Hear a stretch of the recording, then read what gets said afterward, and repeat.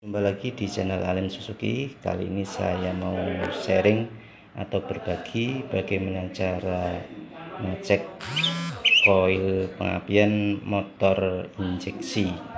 Oke, kali ini saya menggunakan ohmmeter digital ini ya, atau multitester digital ini yang saya pakai. Nah, oke, kita tengok dulu di koilnya ya.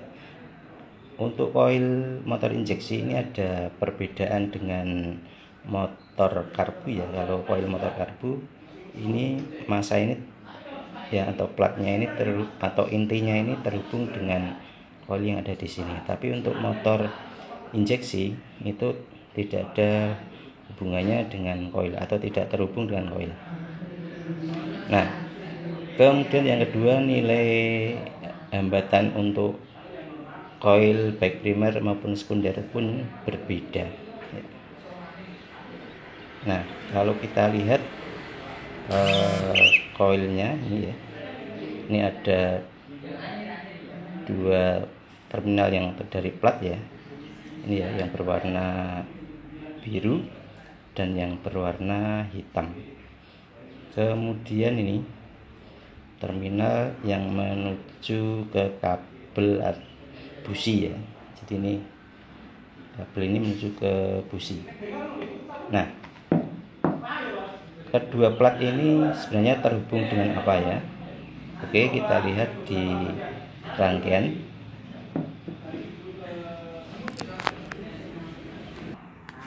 Nah, kalau kita lihat rangkaiannya ini ya,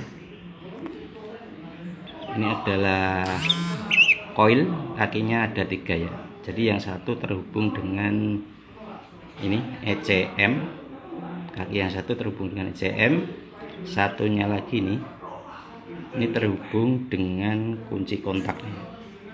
Kemudian yang satunya ini terhubung dengan kabel busi. Jadi ada yang terhubung dengan kunci kontak, kabel busi ya ini ya, dan yang ke ECM atau ECU ya.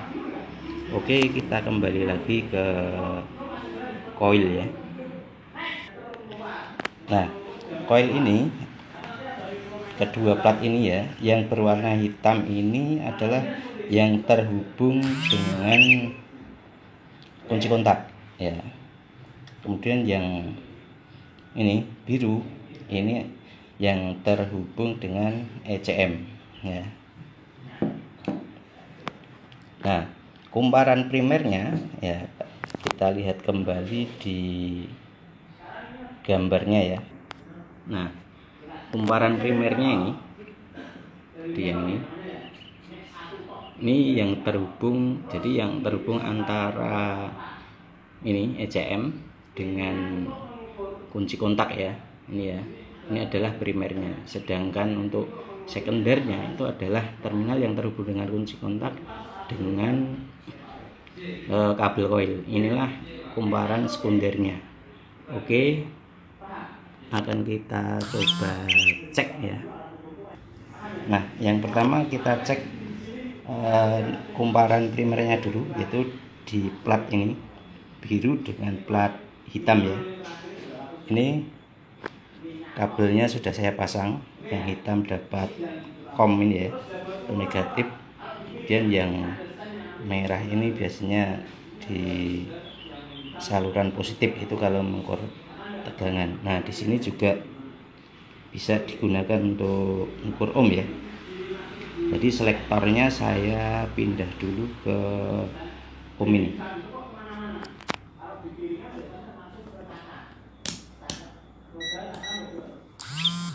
Oke, itu sudah saya pindah ke ohm ya. Dan ini nilainya universal ya, jadi tidak usah nyeting tombol yang lain. Oke, sekarang ini akan saya hubungkan ini koilnya ya, kabel negatif ini saya hubungkan dengan ini salah satu plat ya.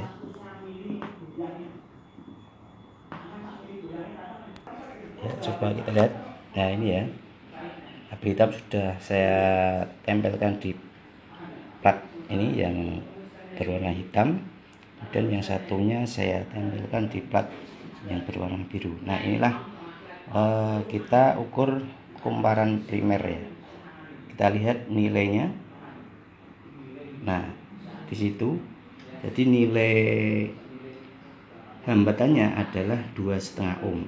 Jadi koil ini masih aktif ya, masih aktif dan masih normal dan masih standar. Jadi untuk motor injeksi ya itu standar nilai hambatan kumparannya adalah untuk kumparan primer ya itu 2,5 ohm. Jadi sekitar itu ya standarnya. Jadi kalau nanti terlalu jauh misalnya 1 ohm itu, nah itu berarti koilnya dapat dikatakan sudah lemah.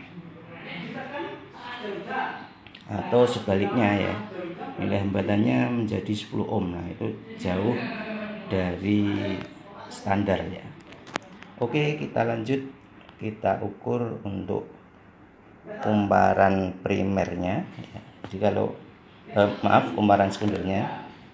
Nah, untuk mengukur kumparan sekunder kita tinggal memindah ini salah satunya, yaitu ini yang warna merah ini saya pindah ke ini ujung dari kabel busi. Oke. Nah, ini sudah saya pindah ya. Nih dari tadi sini saya pindah di di kabel businya. Nah, sekarang kumparan sekundernya berapa? Kita cek ya di ohmmeternya. Nah, ternyata ini terbaca 13,40 kilo ohm ya. Jadi sekitar 13 ribuan kilo ohm. Jadi standar untuk kumparan sekunder dari koil pengapian itu untuk sekundernya sekitar 13 ribuan. Jadi kalau misalnya hanya nilainya 8.000 ya itu berarti koilnya sudah lemah. Atau sebaliknya nilainya tinggi, misalnya 20.000, itu juga tanda koilnya sudah lemah. Oke bro, itu tadi sekedar sharing ya bagaimana cara cek kumparan atau koil pengapian menggunakan multitester digital. Semoga bermanfaat. See you.